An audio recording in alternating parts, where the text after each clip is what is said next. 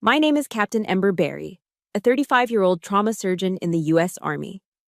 For the last 6 months, my home has been Forward Operating Base Fenty in Afghanistan, a place where the only sound sweeter than silence is the successful landing of a medevac chopper. But the most brutal attack I've endured didn't come from the Taliban. It came from an email sent by my husband, Eric, from the safety of our home in Clarksville, Tennessee. Just 17 words. I've moved on. The money is mine. The house is mine. Good luck over there. Below them were the pictures. A blonde woman, Brittany, grinning in my living room, wearing my silk bathrobe, her feet propped up on the coffee table I'd worked 3 months of weekend shifts to buy. The final photo stopped my heart. She was holding my beagle, Lucky, the same dog Eric told me had died from a tragic accident 2 months ago. He thought 7,000 miles of desert and a war zone had neutralized me. He didn't know that before every deployment, I don't just prepare for war. I prepare for betrayal. Let me know where you're watching from in the comments, hit that like button, and subscribe if you believe no amount of distance can protect a coward from the justice he deserves. The final suture was a perfect, clean line, a small victory of order against the chaos of a shredded limb. For 6 straight hours, the world had shrunk to this single soldier on my operating table. The rhythmic beep of the cardiac monitor and the coppery tang of blood that hung in the air. A scent no amount of sterile cleaning could ever fully erase. I stripped off my gloves, the latex peeling away with a sticky snap, and tossed them into the biohazard bin. My back screamed in protest, a familiar ache that had become a constant companion on this tour. "He'll keep the leg, Captain," Sergeant Miller said, his voice tired but satisfied as he prepped the patient for post-op. "Good work, Miller," I replied, running a hand over my sweat-damp hair. My job was done. I had put a man back together. Now, all I wanted was to feel like a person again, not just a surgeon. I walked out of the surgical tent into the waning afternoon light. The air at FOB Fenty was a permanent blend of dust, diesel fumes, and something uniquely arid that clung to the back of your throat. The constant low hum of generators was the bass track to our lives here. I made my way across the gravel compound towards the MWR tent, the morale, welfare, and recreation facility that served as our makeshift living room, library, and portal to the outside world. Inside, the air was thick with the smell of stale coffee and the quiet clicks of a dozen keyboards. It was our sanctuary. All I wanted was a few minutes of peace and a connection to my real life, the one waiting for me back in Tennessee. I poured a cup of the sludgy black coffee into a dented metal mug. It was bitter, but it was warm. I found an empty chair in the corner, sat down, and powered up my laptop, a small smile already forming on my face. It was our ritual. No matter how busy he was, Eric would send an email every day. The subject line was always the same. "Dad and I miss you, Mom." And attached would be a picture of Lucky, my goofy, floppy-eared beagle, usually asleep on the couch or with his nose pressed against the glass of the back door. It was my lifeline, a single, perfect reminder of the simple, unconditional love waiting for me 7,000 miles away. I saw his name in my inbox and my heart gave a familiar, happy little leap. I clicked it open. But the subject line was wrong. It just said, "Some things you should know." My smile faded. I read the first line. I've moved on. The money is mine. The house is mine. Good luck over there. 17 words. The air left my lungs in a silent rush. I forgot to breathe back in. My ears filled with a high-pitched ringing, blocking out the clicks and hums of the tent. The words didn't make sense. It was like reading a foreign language. I scrolled down, my fingers suddenly numb and clumsy on the trackpad. There were attachments, a PDF of a divorce filing, a bank statement showing our joint savings account, the one holding $38,000, now completely empty. But my brain couldn't process them. They were just meaningless black and white noise. The real attack came next, in the JPEG files. The first photo was of a woman, a smiling blonde I'd never seen before, standing in my living room. She was wearing my silk robe, the one my sister had given me. In the next photo, She was lounging on my sofa, her bare feet propped up on the dark oak coffee table. The table I had seen in an antique shop and fallen in love with. The table I had pulled 3 months of grueling 24-hour weekend shifts at the base hospital back home to afford. It was a calculated act of violation, an invasion, but it was the last attachment that shattered me. The blonde, Brittany, was sitting on my front porch steps, smiling into the camera, and cradled in her arms, licking her chin with frantic, happy energy, was my beagle. My Lucky. His tail was a blur of motion. His eyes were bright. He was healthy. He was happy.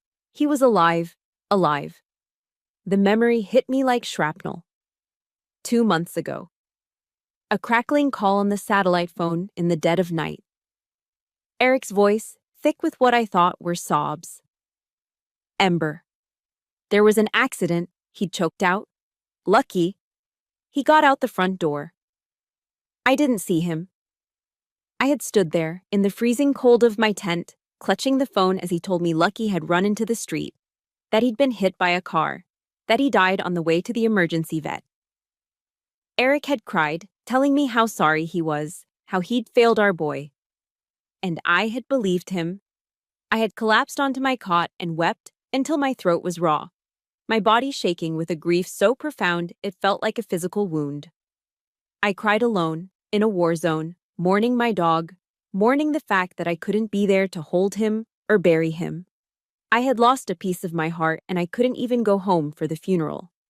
Now, looking at this picture, I realized that entire performance, his tears, his pain, my grief, had been a lie. A sick, elaborate fiction he had constructed just to hurt me. The original pain of losing Lucky was nothing compared to this new, corrosive agony. This wasn't just a lie. This was a calculated act of psychological torture. The white-hot surge of rage I expected never came. Instead, a terrifying calm washed over me, cold and heavy as a lead blanket. The pain didn't boil over. It flash froze. My breathing evened out. My hands, which had been shaking, became perfectly still. Slowly, deliberately, I moved the cursor and closed the email window. I didn't delete it.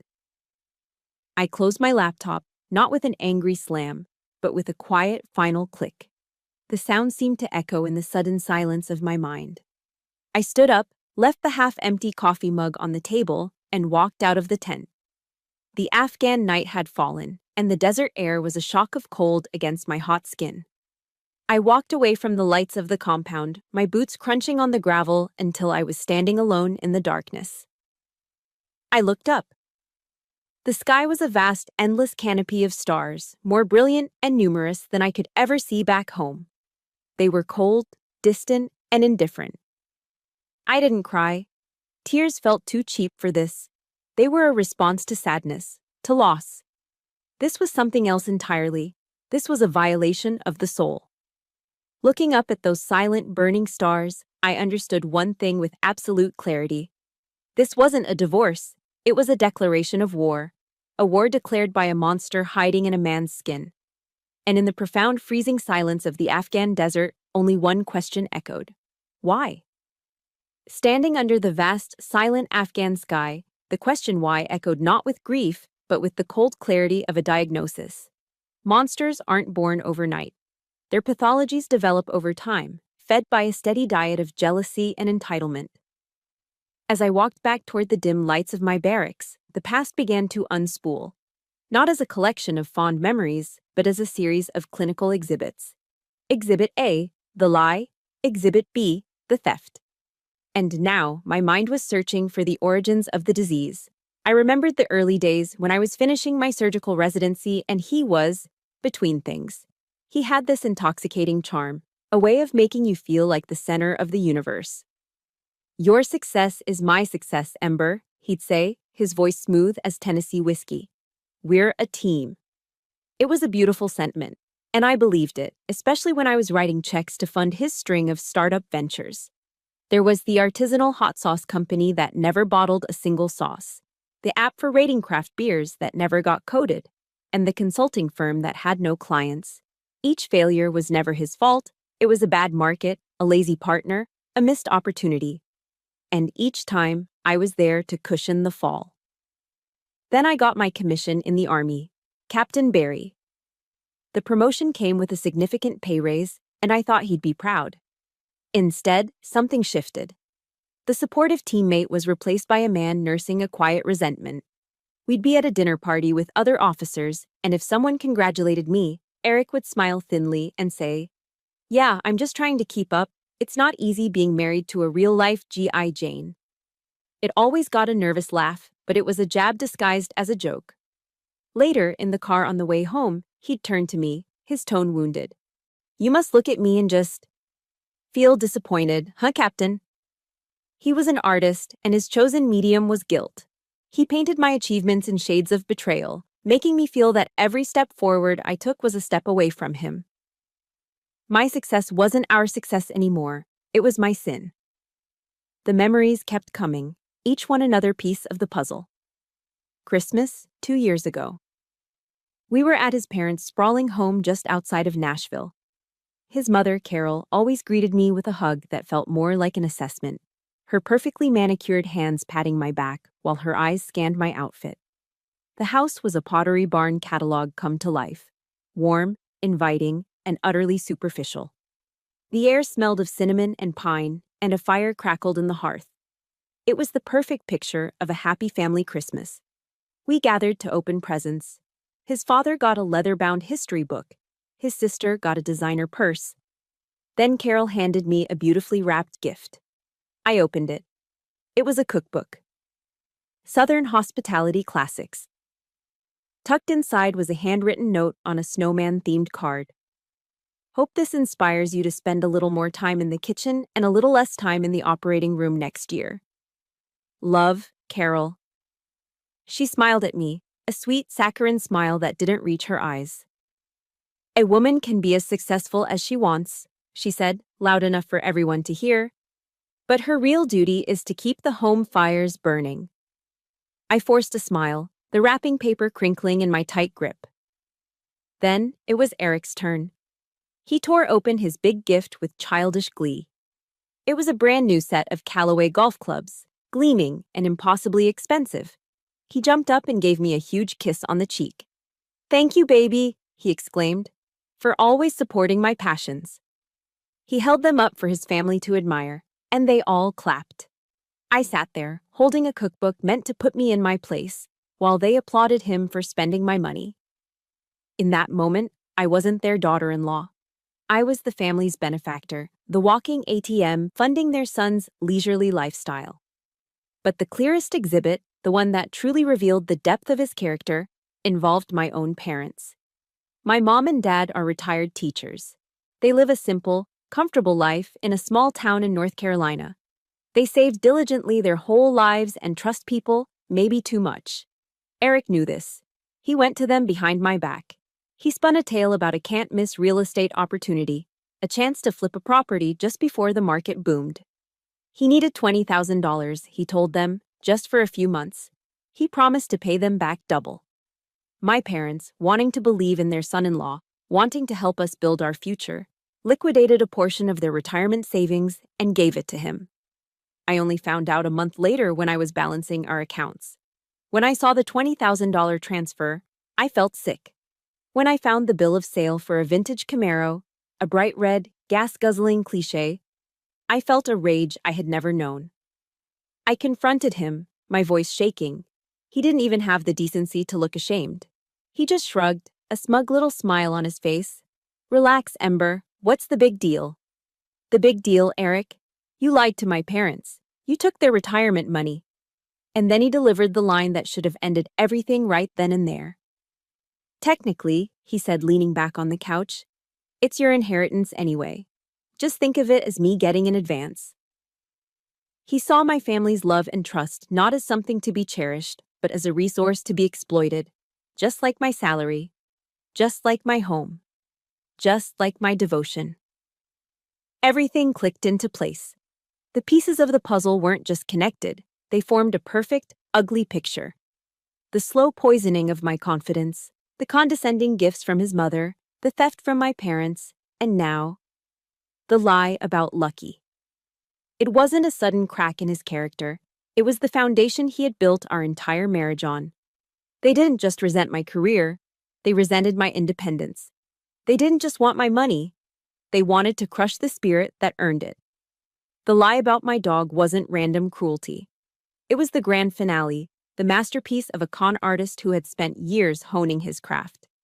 If you've ever been made to feel small by the very people who were supposed to build you up, hit that like button. And if you've ever had to deal with a manipulative in-law, comment with a simple, "I understand" below. You are not alone. The fog of grief that had clouded my mind for the last hour finally burned away, leaving behind a cold, diamond-hard clarity. This wasn't a tragedy to be mourned. This was an enemy to be fought. I walked over to my cot, my steps now firm and steady. I knelt, pulled the heavy-duty footlocker out from underneath, and unlatched it. Pushing aside my extra uniforms and medical textbooks, I retrieved a thick, unmarked 3-ring binder. Its pages were filled with documents, account numbers, and legal statutes I had hoped I would never need. It was time to review my contingency plan. The war had been declared, and I was done being a casualty. Flipping through the pages of the binder under my cot-side lamp, my focus wasn't on the betrayal. It was on the numbers. Bank statements, pay stubs, deployment orders. I found the line item, a $38,000 deposit into a joint savings account that was now a hollowed-out crater. He hadn't just stolen my money. He had stolen my time, my sweat, and my sacrifice. My days here didn't start with a gentle alarm. They started at 0500 hours with the jarring blare of a digital watch. Breakfast wasn't enjoyed over the morning paper. It was a protein bar and instant coffee that tasted like burnt dirt, swallowed while I reviewed the night's incident reports. By 0600, I was in scrubs, entering the sterile, fluorescent-lit world of the field hospital, a world that smelled perpetually of antiseptic and stress.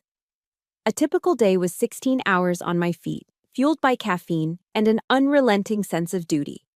16 hours of holding lives in my hands, making split-second decisions that would determine if a soldier went home whole or in a box. There were days of relative quiet, spent organizing supplies and training medics. And then there were the other days. The days the familiar whump whump whump of an incoming dust-off chopper, a Black Hawk medevac, sent a jolt of adrenaline through the entire hospital. Those were the days we earned our pay. I thought about the nights I'd spent awake because the choppers just kept landing, one after another, bringing us the brutal aftermath of an IED blast. We worked until our bodies screamed and our minds went numb, moving from one mangled body to the next, a grim assembly line of salvation. In those moments, there was no past, no future. There was only the patient on the table and the desperate prayer that your skills would be enough. I'd collapse on my cot at the end of those shifts, too tired to even take off my boots. And while I was living that reality, what was Eric doing? I could picture him perfectly. Waking up around 9, making a fresh pot of gourmet coffee, sitting on our back porch in my silk robe, scrolling through his phone.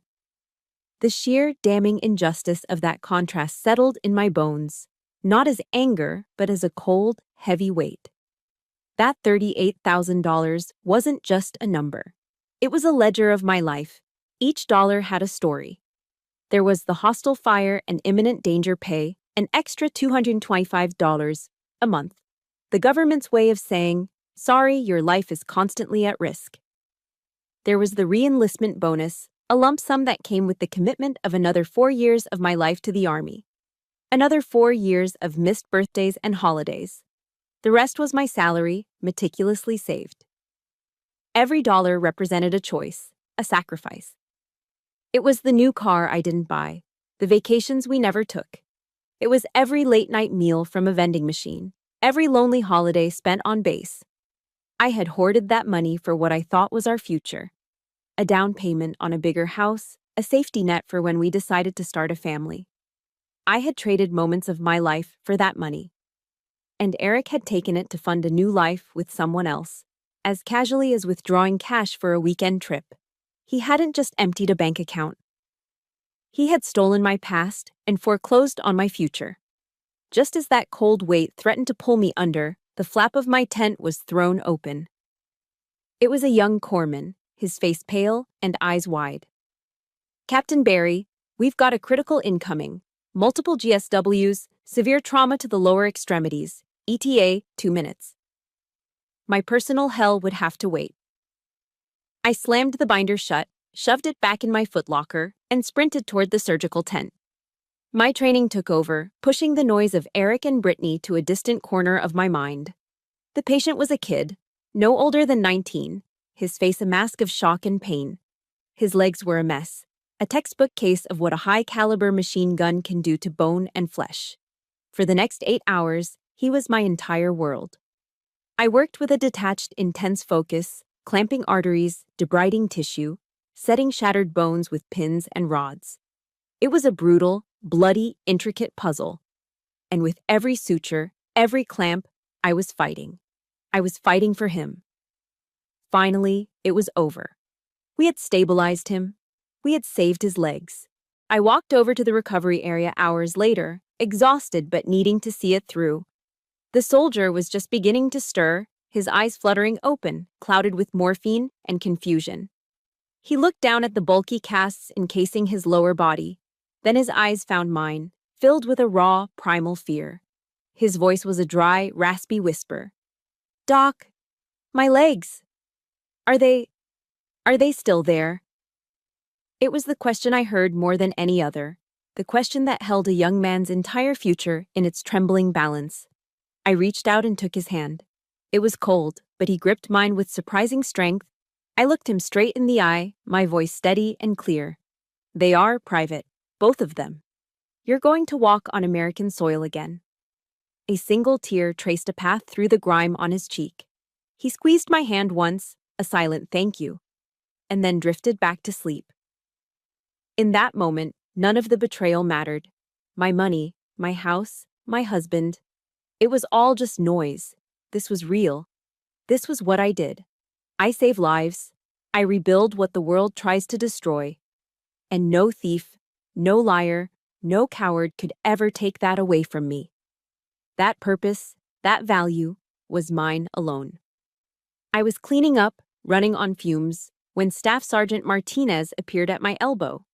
He was a career medic, a quiet, grizzled man who had seen more combat than most generals. He pressed a steaming mug of coffee into my hands. He finally spoke, his voice low and gravelly. "You look like you need this, Captain." He paused, then added, "Don't let the bastards back home get to you. The real war is right here." He knew. He didn't know the details, but he knew the look of someone fighting a battle on 2 fronts. He nodded once, a gesture of pure, unadulterated respect, and walked away. I stood there, holding the mug. That simple cup of coffee, offered in silent understanding by a fellow soldier, felt more like family than anything I'd gotten from the bishops in years. It was a reminder. I wasn't fighting this alone, and in the U.S. Army, you never have to. Tomorrow, I decided I would visit the JAG office. The next morning, Sergeant Martinez's words echoed in my mind. "The real war is right here." He was right. And I was done fighting it alone. Clutching the thick binder to my chest, I walked with renewed purpose across the base. The warmth from his simple kindness had rekindled something in me, a memory of strength I had almost forgotten. It was from a professional development seminar 3 years ago, back at Fort Campbell. The guest speaker was a retired 2-star general, a woman in her late 60s with iron gray hair and an attitude that could cut glass.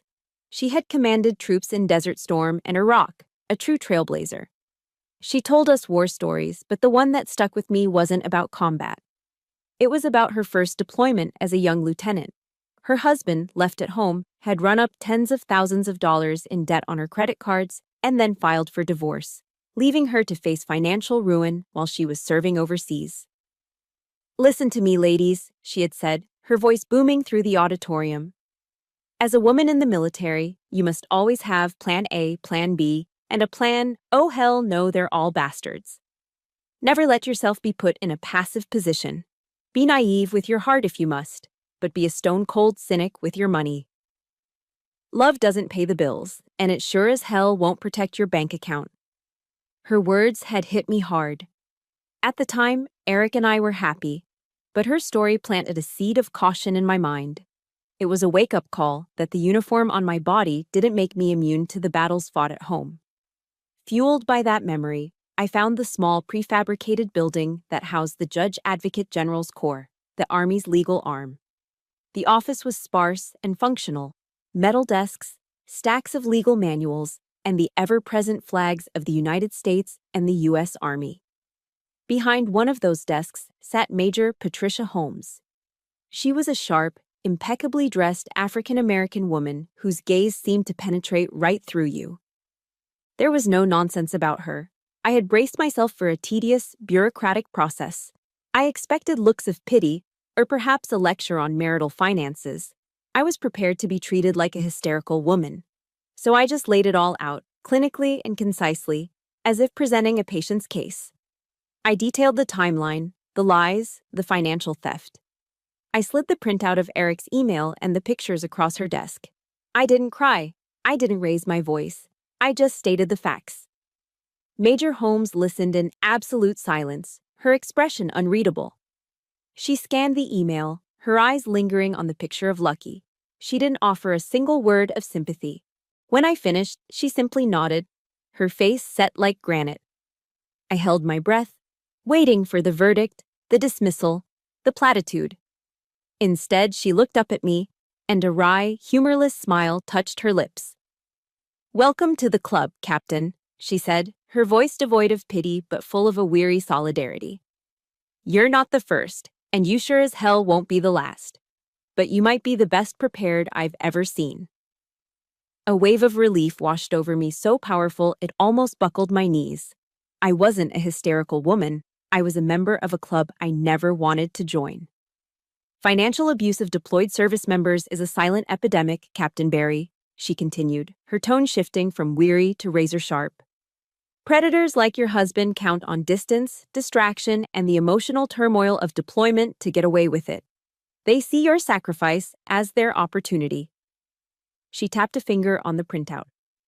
"But what he did, lying about your dog, that's a special kind of sick." She met my eyes, and for the first time, I saw a flicker of fire in hers. "He made a critical error. He picked a fight with an active-duty U.S. Army officer, and in doing so, he declared war on us. That was a fatal mistake." "That's why I'm here, ma'am," I said, my voice finally finding its strength.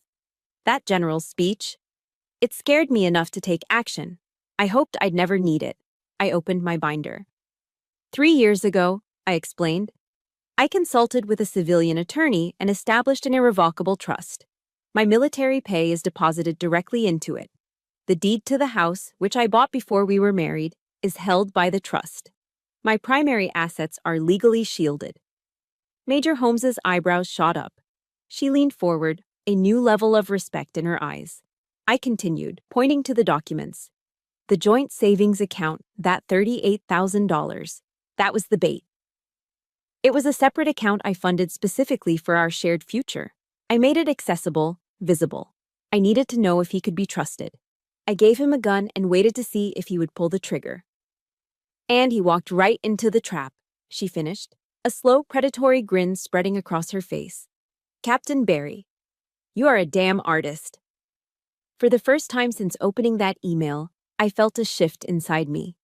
The ice of shock and grief began to crack, not with sadness, but with the heat of righteous anger, now focused and aimed. I wasn't just a victim anymore, I was a combatant, and I had just found my commanding officer. Major Holmes picked up her phone. "I'm making a call to a colleague in the States. We're going to invoke the Service Members Civil Relief Act to protect you from that divorce filing, and then we're going on the offensive. We're going to freeze every account he has access to, effective immediately." She looked at me as she started to dial, her smile gone, replaced by a look of grim determination. "The gambit has begun, Captain." And as I listened to the sharp, confident tones of her voice laying out the first steps of the assault, I felt the first spark of something I hadn't felt in a long time: control. The game had changed. He thought he was the predator. He was about to find out he was the prey.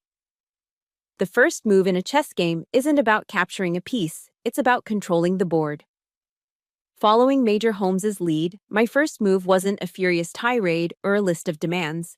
It was a simple email, a reply to Eric's 17-word declaration of war. I typed out 5 words, my face illuminated by the cold glow of the laptop screen in my dark tent. Are you sure about that? No explanation, no emotion, just a question. I hit send. The goal wasn't to threaten him, it was to infect his arrogance with a seed of doubt. A man as smug as Eric wouldn't see it as a legitimate threat, he'd see it as the desperate, empty words of a woman 7,000 miles away. Perfect. A predator never suspects the prey of having a trap of its own. Let him underestimate me. His vanity was his greatest vulnerability, and I planned to exploit it. I didn't have to wait long for a reaction, but it didn't come from Eric. A few days later, my satellite phone rang with a familiar number, Carol Bishop, Eric's mother. The last time we'd spoken, her voice had been dripping with fake sympathy over Lucky's death. This time, the sweetness was gone, replaced by a shrill, accusatory screech. "Ember, what have you done?" she shrieked, her voice so sharp I had to hold the phone away from my ear. "Eric's accounts are all frozen. He can't even buy groceries, and that poor sweet girl Brittany, the landlord, kicked her out. She's on the street." I stayed silent, letting her frantic energy expend itself. Then she played her trump card. "Do you have any idea the stress you're putting her under? She's pregnant, Ember. You're ruining your husband's life, and you're threatening the life of my grandchild." I felt a brief, cold shock. Pregnant? It was a masterful move, I had to admit. A classic manipulator's gambit designed to trigger my guilt, my sense of decency. But after years of their subtle and not-so-subtle deceptions, my bullshit detector was finely tuned. This was just another lie, bigger and more desperate than the last. The shock faded, replaced by a calm, chilling certainty. "Your grandchild, Carol?" I replied, my voice even and low. "Then I suggest Eric find a job instead of living off other people's money." I ended the call before she could unleash another volley of hysterics. I sat there for a moment, marveling at their audacity. They weren't sorry. They weren't ashamed. They were just angry they'd been caught. The next communication came from Eric himself. The arrogant swagger was gone, replaced by the sniveling panic of a cornered animal. It was a long, rambling email, a novel of self-pity. He wrote about the humiliation of having his cards declined, of being locked out of the house by my attorney's preliminary injunction. He was homeless, penniless, a victim of my cruelty. He painted a pathetic picture of a man wronged. Then came the offer. The bargain. He said he was willing to be the bigger person.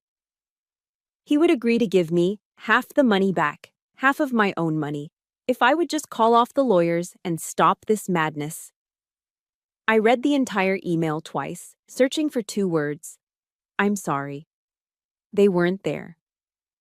There was no apology for the theft, no remorse for the lies, and most damningly, not a single mention of Lucky. He wasn't trying to make amends. He was just trying to cut his losses. His only regret was getting caught. I didn't even bother to reply. I simply forwarded the entire email to Major Holmes with a single line in the body. More evidence for the file. The final call came a day later. It was from a man I had once respected, a man I had looked to as a father figure. Howard Bishop, Eric's dad.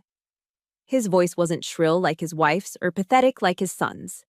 It was a deep, booming baritone, thick with patriarchal authority and cold fury.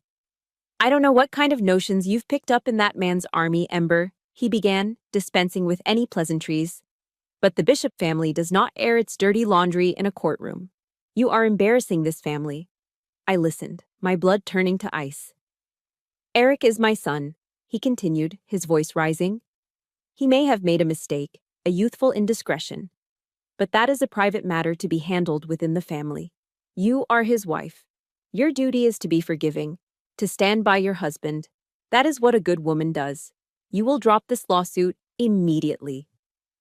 Every word was a hammer blow, an attempt to pound me back into the subservient role they had cast for me. He wasn't appealing to my love or my history with his son. He was giving me an order, as if I were some misbehaving child. The patronizing tone, the blatant sexism, the utter dismissal of the crimes his son had committed. It was all there. A youthful indiscretion. Eric was 36 years old. He took my silence as submission and pressed his advantage. You need to think about your obligations, about what people will say. Do the right thing, Ember. End this now, or you will regret it. Do not force my hand. That was it. The final thread. His words didn't break me, they freed me. Any lingering shadow of obligation, of family, of the woman I used to be, was burned away by the heat of his righteous indignation. He wasn't defending his son. He was defending a system of entitlement and abuse that had protected his son his entire life. I took a slow, deep breath. Howard, I said, my voice quiet but as cold and hard as the steel of my scalpel. Your family's honor was destroyed by your son, not by me. My duty is to my country and to myself, not to a thief and a liar. And yes, I will see you and your son and anyone who enables him in court. I ended the call before he could sputter out a response. There would be no more negotiations, no more second chances. I picked up my satellite phone again, but this time I wasn't receiving a call. I was making one. To Major Holmes. She picked up on the second ring. Holmes. It's time, Major, I said, my voice steady, without a tremor of doubt. Full broadside, no mercy. My call with Howard Bishop had been the final straw. His patriarchal decree, his demand for my submission, didn't shatter me. It forged me. The moment I ended that call, the woman who had once sought their approval, who had once called them family, ceased to exist. In her place was Captain Ember Barry, a field-grade officer who understood one thing perfectly. When an enemy reveals their position, you don't hesitate. You strike. My call to Major Holmes was brief and to the point. No mercy. Understood, Captain, was her only reply. An hour later, I was on a secure video conference call. On my laptop screen were two faces, Major Holmes, looking resolute from her office on base, and a sharp-eyed woman with a no-nonsense haircut named Rebecca Chen, my civilian attorney, patched in from her office in Clarksville. The war was now being fought on two fronts, military and civilian. I didn't recount the events with emotion. I reported them as if giving a battlefield assessment. At 1800 hours Zulu time, I received a call from the subject's mother, Carol Bishop. She made a false claim of pregnancy to elicit an emotional response. At 2140 hours Zulu, I received a communication from the subject's father, Howard Bishop. He attempted verbal intimidation and issued a demand to cease legal action. I forwarded them the email from Eric. The subject has attempted to bargain, offering a partial return of stolen funds in exchange for amnesty. I paused, then looked directly into the laptop's camera, my gaze locking with theirs. Let me be perfectly clear. I am no longer interested in a settlement. I am no longer interested in retrieving the money. That is secondary. I want justice. I want accountability for every single act. The financial theft, the emotional abuse, the conspiracy to defraud, the harassment. I want you to use the full weight of the law, both civilian and military. I want you to burn their world to the ground. Rebecca Chen, who I'd only known through emails, cracked a grim smile. Captain Barry, she said, her voice crisp and confident. That is exactly what I was hoping you'd say. Let's get to work. The shift in my own spirit was palpable.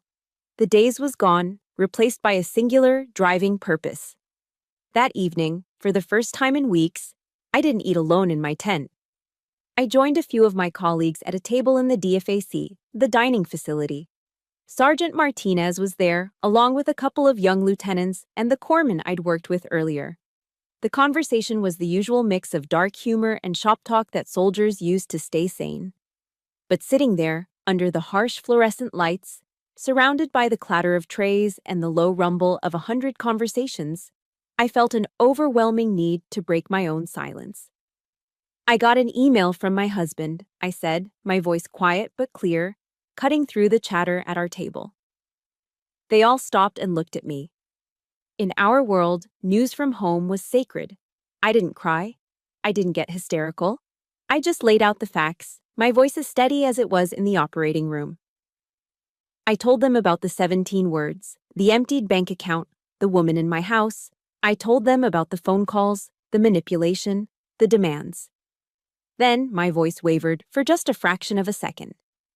And he told me my dog, Lucky, had been killed in an accident 2 months ago. I mourned him.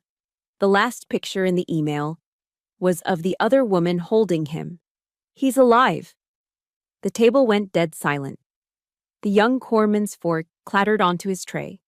One of the lieutenants, a fresh-faced kid from Ohio, slammed his fist on the table, making the salt shaker jump. "That son of a bitch!" he seethed. Sergeant Martinez, who had been listening with an unreadable expression, simply reached over and placed a heavy, reassuring hand on my shoulder. "We've got your six, Captain," he said, his voice a low growl. The military term for "we've got your back." That bastard and his family have no idea who they just picked a fight with. The simple, unconditional support from my team, my real family, was the final piece of armor clicking into place. They didn't offer pity. They offered solidarity. They offered a shared sense of outrage. They were ready to go to war with me. Back in my tent that night, I pulled out my official green notebook, the one the Army issues to every soldier. I didn't write about the pain. I didn't write about the heartbreak.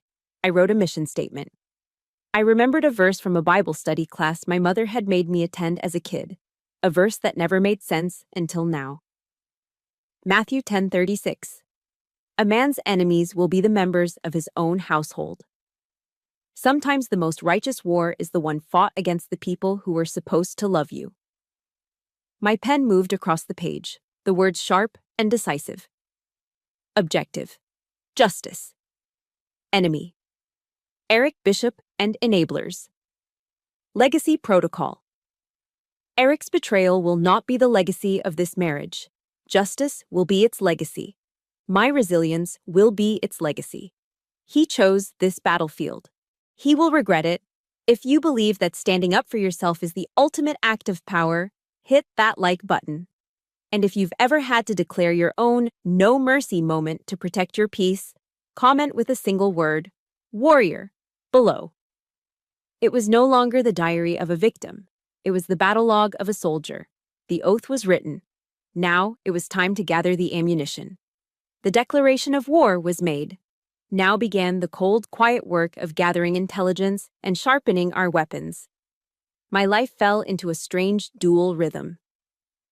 By day, I was Captain Barry, trauma surgeon, suturing wounds and setting bones, my focus absolute. But in the quiet hours of the Afghan night, I was a different kind of soldier, a plaintiff in a war of attrition, communicating with my legal team and watching the pieces of my strategy fall into place. My first briefing came from Major Holmes. "We've deployed our legal nuclear option," she told me over a secure line. "The Service Members Civil Relief Act, or SCRE. Eric's divorce filing has been put on hold until you return. But that's just defense. The offense is where it gets interesting." She explained that the SCRA contains clauses that make it a federal crime to defraud an active duty service member. "This is no longer a messy divorce, Captain," she said, her voice grimly satisfied. "By stealing from you while you're deployed in a combat zone, he has committed a crime against the United States government. I forwarded your file to the Army's Criminal Investigation Division. They tend to take these things very personally." The wheels were turning, but the next piece of ammunition came from an unexpected source. I received an email with the subject line, "News from the Home Front." It was from Mrs. Patterson, my next-door neighbor in Clarksville. She's a tough-as-nails widow of a Vietnam veteran who had unofficially adopted me when I first moved in. "Hello, dear," she wrote in her typically blunt style. "Just thought you'd like to know the sheriff escorted your soon-to-be ex and his little girlfriend off your property yesterday. It was quite the show. Good riddance. Also, I have something for you." Attached to the email was a video file. I clicked play. The video was grainy, time-stamped from the week before, clearly captured by her doorbell security camera. The angle showed the side of my house, my garage, and there was Eric. He and another man were hauling my belongings out of the house. I watched in cold fury as they struggled with my mother's old upright piano, a family heirloom, loading it onto a beat-up pickup truck. Next came boxes. Boxes I recognized. My family photo albums. My father's collection of vintage books. My medical school textbooks. They weren't just moving his things out, they were liquidating my life, piece by precious piece, selling my memories for pocket change. The anger that rose in me wasn't hot and explosive. It was a freezing, dense rage. This was no longer about money. This was about erasure. He was trying to wipe my existence from the home I had built. I saved the video file and sent it to Rebecca Chen with a one-line note: evidence of theft and conversion of personal property. The next bombshell came 2 days later, during a call with Rebecca. "You're not going to believe this, Ember," she said, a note of astonishment in her voice. "We just got a call. From Brittany." I was silent, waiting. "She's terrified," Rebecca explained. "Apparently, being named as a co-conspirator in a federal investigation has a way of clearing the conscience. She wants to cooperate. She wants to make a deal." "What did she say?" I asked, my voice flat. Rebecca took a deep breath. "She claims Eric told her the whole story. His version, anyway. He told her that his wife, an army captain, was tragically killed in action in Afghanistan a few months ago. He told her he was the sole heir, grieving his heroic wife, and that he had just inherited the house and a small fortune. She thought she was moving in with a heartbroken widower." I had to sit down on my cot. The sheer, pathological depth of his deception was breathtaking. He hadn't just lied to me. He had constructed an entirely separate reality, built on a foundation of my supposed death. He was so convinced of my powerlessness, so certain that 7,000 miles had rendered me a ghost, that he had actually told people I was one. He was living in my house, spending my money, and sleeping with another woman, all while playing the part of a grieving husband. The sickness of it was beyond anything I could have imagined. He wasn't just a thief, he was a ghoul, dancing on a grave he had dug for me in his own mind. The final, decisive piece of intelligence arrived via a short, encrypted email from Major Holmes. "Captain, case has been accepted by the Federal Bureau of Investigation, Nashville Field Office. The lead agent assigned is a woman by the name of Maria Martinez. She informs me it's one of the most brazen cases of service member fraud she's ever encountered. They are pursuing charges of wire fraud, identity theft, and fraud against the U.S. government. They believe the total amount stolen is significantly higher than $38,000. They are taking over. Stand by. Major P. Holmes." I read the email 3 times. The FBI. A federal case. The name Martinez felt like a sign from the universe, a circle of justice closing. The rage, the shock, the grief, all of it finally receded, replaced by an unnerving, profound calm. The battle was no longer mine to fight alone. I had prepared the battlefield, I had gathered the intelligence, and now I had called in the heavy artillery. The full force and weight of the United States federal government was about to descend upon Eric Bishop of Clarksville, Tennessee. The machine was in motion. All I had to do now was wait for the gears to grind him into dust. The weeks that followed were a strange sort of quiet. The harassing calls and emails stopped. The board was set, the pieces were in motion, and all I could do was my job. I stitched up soldiers, held hands, and watched medevac choppers fly in and out, all while a silent, invisible war was being waged on my behalf half a world away. The first major strike was reported to me via a video call from FBI Special Agent Maria Martinez. Her face was professional, her tone all business, but her eyes held a spark of righteous fire. "Captain Barry," she began, "we've completed our preliminary investigation. The scope of your husband's fraud is extensive." She laid it out, point by damning point. Eric hadn't just stolen the $38,000 from our savings.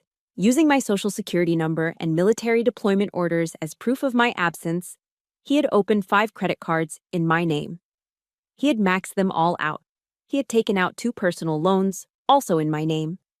And the final, most audacious crime, he had forged my signature on documents in an attempt to take out a second mortgage on my house, the house legally protected by my trust. The total amount we've tallied so far exceeds $100,000, Agent Martinez concluded, her expression grim. He didn't just try to rob you, he tried to obliterate your financial future. He dug his own grave, Captain. I didn't feel shock or even fresh anger. I just felt a cold, clinical validation. The pathology was worse than I had diagnosed. The next call came from Rebecca Chen, my civilian lawyer. There was an almost giddy energy in her voice. He tried to run, she said. The feds went to his parents' house to bring him in for questioning. He must have gotten tipped off because he wasn't there. They put out a bolo. Be on the lookout. Did they find him? I asked, my voice calm. Oh, they found him, Rebecca chuckled.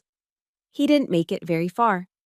They picked him up at the Greyhound bus station in downtown Nashville. He had a duffel bag stuffed with nearly $10,000 in cash and a one-way ticket to Miami. A few hours later, an email from her arrived. The subject line was a single word: justice. Attached was a photo, a low-resolution image taken by a local news photographer. It showed Eric, his face pale and unshaven, his arrogant smirk gone, replaced by a slack-jawed look of disbelief. His hands were cuffed behind his back, and a federal agent was guiding him into the back of a black SUV. The man who had worn my silk robe and called himself a victim was now just another common criminal in handcuffs. The next day, the front page of the Clarksville Leaf-Chronicle's website featured the story. The headline was blunt: Clarksville man arrested for defrauding deployed U.S. Army spouse. My name wasn't mentioned, but it didn't need to be. In a town like Clarksville, so closely tied to the Fort Campbell military base, a story like that spreads like wildfire. The bishop's precious family honor wasn't just tarnished, it was publicly and permanently torched. I looked at the picture of Eric being arrested, this pathetic, cowardly stranger, and I waited for the surge of triumph, of victory. It never came. I just felt quiet, empty. The monster had been caged. The hunt was over. The final act came a week later, in a conference call with Major Holmes and Rebecca. Faced with a mountain of irrefutable evidence, the bank records, Mrs. Patterson's security video, Brittany's sworn testimony about my death, and the forged mortgage documents, Eric collapsed. His bravado, his entitlement, his entire world of lies crumbled under the weight of federal prosecution. He's taking a plea deal, Major Holmes informed me, her voice ringing with finality.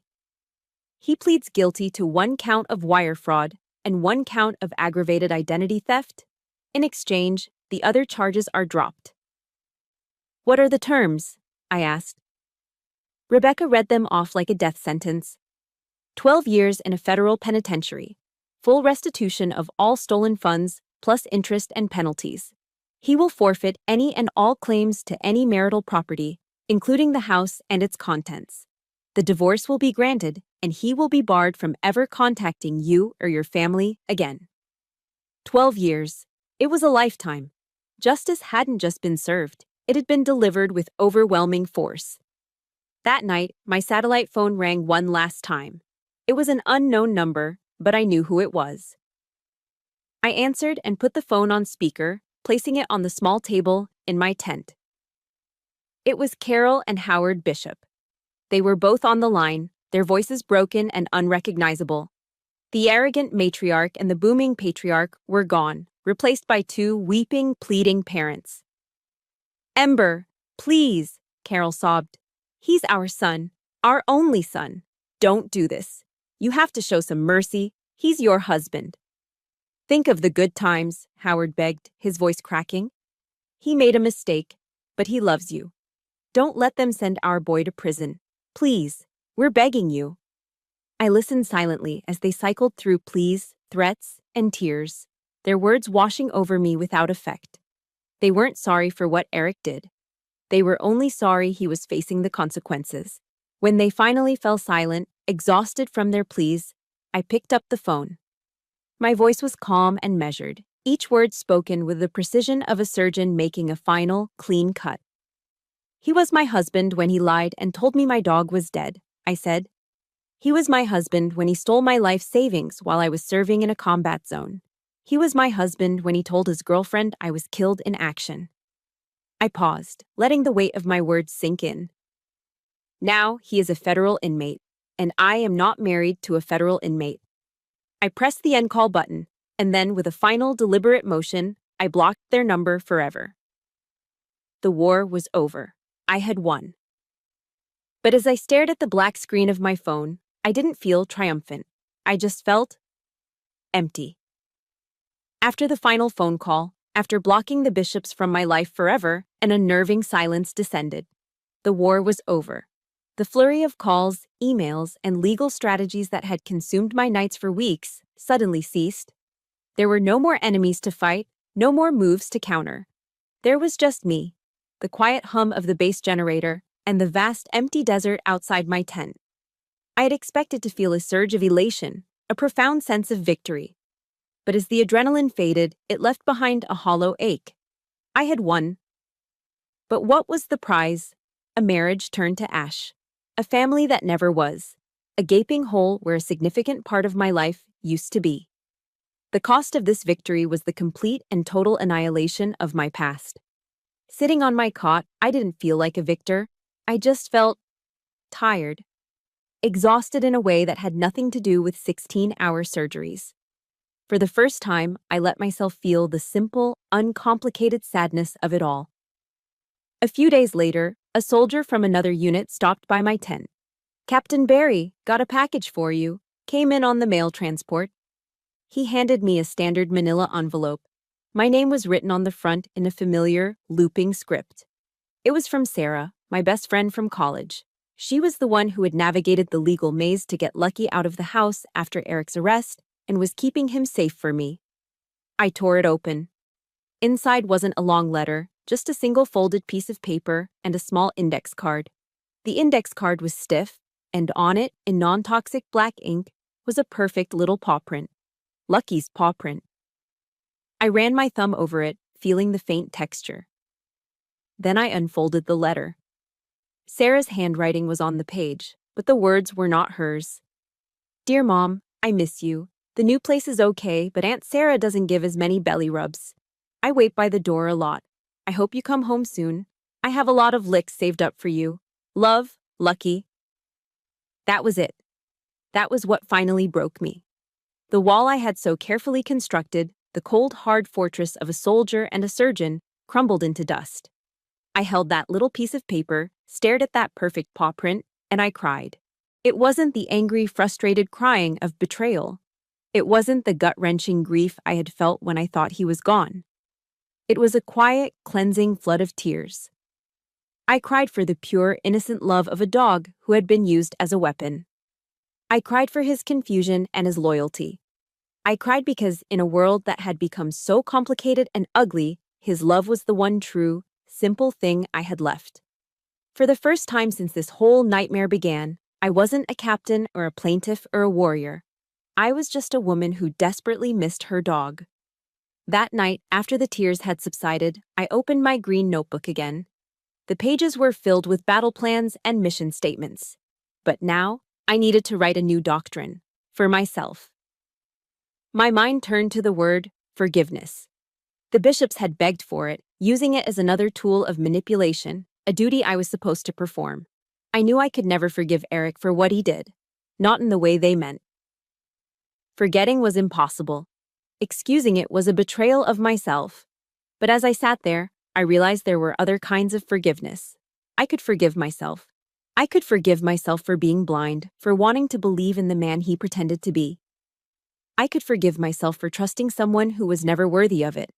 That wasn't a weakness. It was a testament to my own capacity for love, a capacity he never had. And I could choose to release myself from the anger. It had served its purpose. It had been the fuel that powered me through the fight. But carrying it forever would be like carrying a rucksack full of rocks. It would only weigh me down. Eric was in a cage of his own making. My anger wouldn't add a single day to his sentence, but it would steal days from my own life. I wrote in my journal, the words flowing with a newfound clarity. My revenge is not his 12 years in prison. My revenge will be my peace. My revenge will be the successful career I continue to build. the joy I find in small things, and the quiet, happy life I will create for myself. A life he can never touch. The act of writing it down felt like a release, a formal end to my own internal war. I was no longer his victim, and I refused to be his prisoner. With only a few weeks left in my deployment, I made a phone call. It wasn't to a lawyer or a general. I pulled up the website for the Tennessee Beagle Rescue on my laptop. I found their number and dialed. A friendly voice answered, "Tennessee Beagle Rescue, this is Linda." "Hi, Linda," I said, a small smile touching my lips. "My name is Ember Berry. I'm a captain in the U.S. Army, currently serving in Afghanistan, but I'm coming home soon." I explained my situation, that my beagle, Lucky, would be coming home to me. "He's been through a lot," I said, "and I think he's going to need a friend. I saw on your site you have a 1-year-old male who was abandoned, the one with the sad eyes."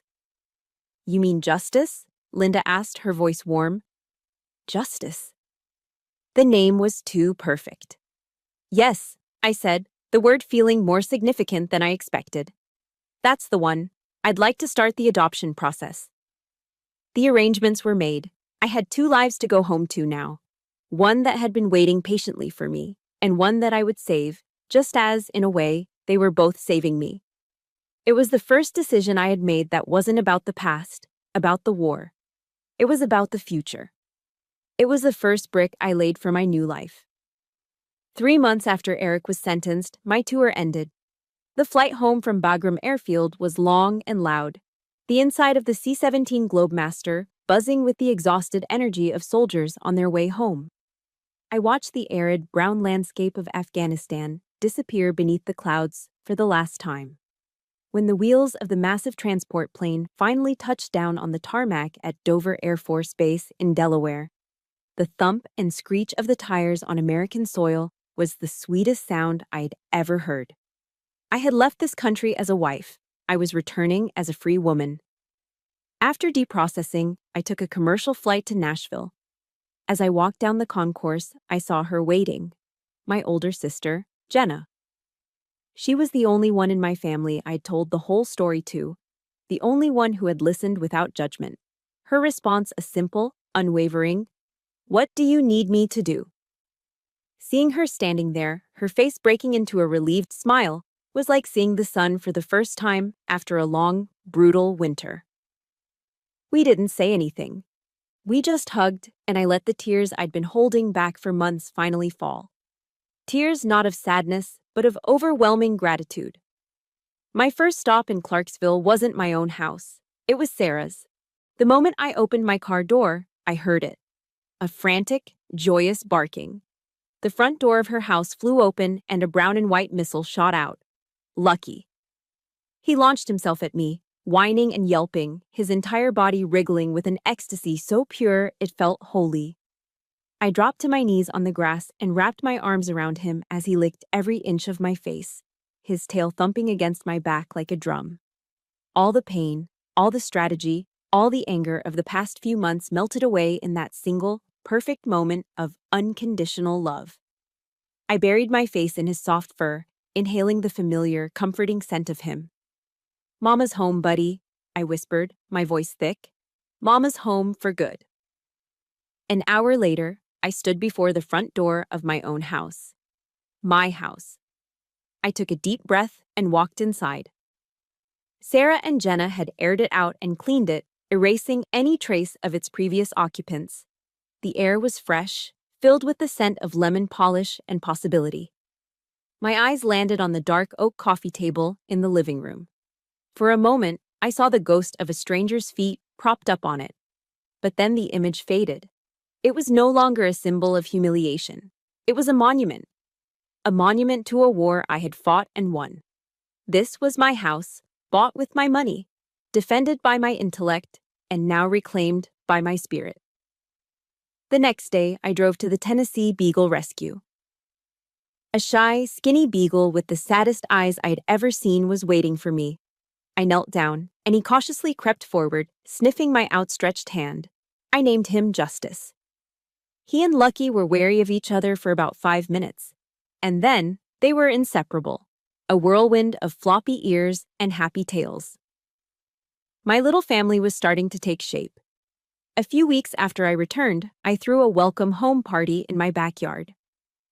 The guest list was small and carefully curated. There were no bishops. There was no one from my old life. Instead, there was my sister Jenna, my friend Sarah, and Mrs. Patterson from next door, who brought her famous 7-layer dip. Rebecca Chen drove up from her office, and I was surprised and touched when Staff Sergeant Martinez, who was back in the States on leave, showed up with his wife. It was a strange, eclectic group. Soldiers, lawyers, neighbors. But as I looked around the yard at the people laughing and talking, with Lucky and Justice chasing a frisbee on the lawn, I realized this was my real family. My chosen family. The one forged not by blood, but by loyalty, respect, and support. Several months have passed since that day. My life has found a new, peaceful rhythm.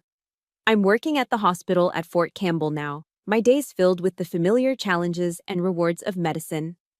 The house is no longer just a structure. It's a home, filled with the click-clack of dog nails on the hardwood floor and the smell of coffee brewing in the morning. I'm sitting on my back porch now, a glass of sweet tea sweating in the summer heat. Lucky is asleep at my feet, and Justice is meticulously trying to dig a hole to China in the middle of the yard. It's a perfectly ordinary, perfectly beautiful afternoon. I have my laptop open, and I'm looking at an email I just received. It's from a young Army lieutenant, a woman I've never met. She said Major Holmes had suggested she reach out to me. She's about to go on her first deployment, and her fiancé is pressuring her to add him to her bank accounts. She's asking for advice on how to protect herself financially without damaging her relationship. I look at her words, and I feel a profound sense of purpose settle over me. Eric's betrayal was a deep and brutal wound.